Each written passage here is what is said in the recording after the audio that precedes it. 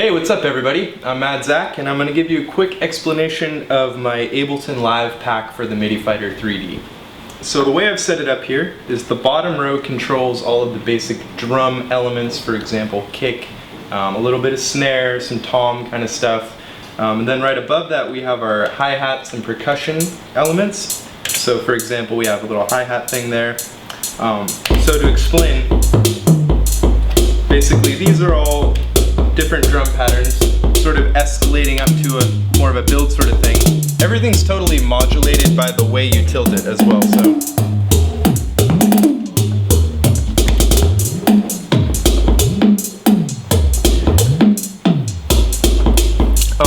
and then this button here is the build button, so no matter what bank you're in, you can do your build with this button.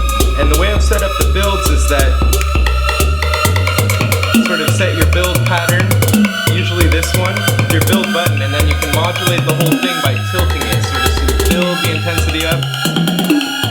And then these top two rows are all one-shots and sort of like things that I'm going to play without quantization that can also be modulated over the beat once I drop it. So building, building, modulating. When I'm ready to drop, I just hit the percussion pattern and the drum pattern I want, and then I start ripping.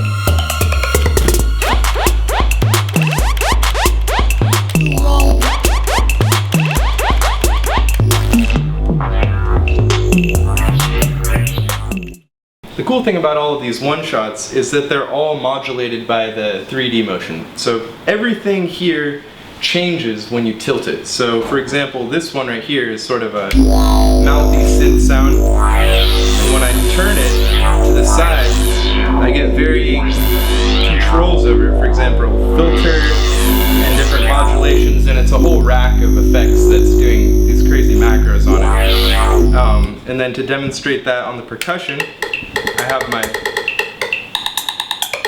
Rimshot Transposition 808 tuning. So it's super fun to play.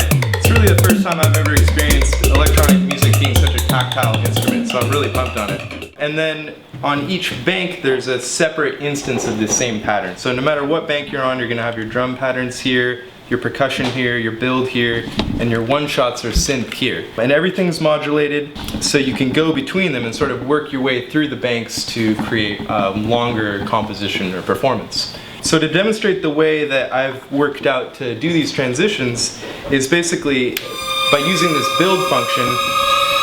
Normally if I let go of it, it's just going to fade out pretty quickly. But if I hold it back like this and I let go, it's going to hold that and keep it going and going and going, which gives me time to switch banks, bring in the next build element, and then when I'm ready to drop the next groove, I simply drop the next drum pattern and start ripping on the next thing.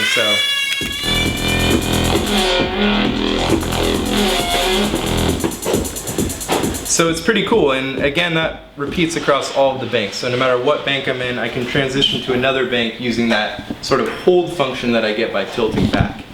So I'm sure you'll have a lot of fun with all the different sounds. I'm super pumped on them. They're a lot of fun. This one in particular, which I'm calling the Face Melter.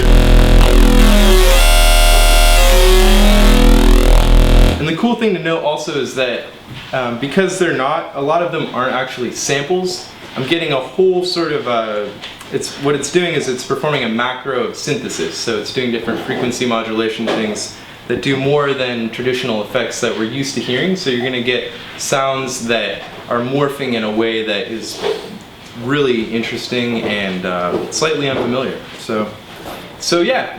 That explains my Ableton Live pack for the Midi Fighter 3D. I'm Mad Zach here with DJ Tech Tools, and have a great night. Have a lot of fun with the sample pack, I'm sure you will.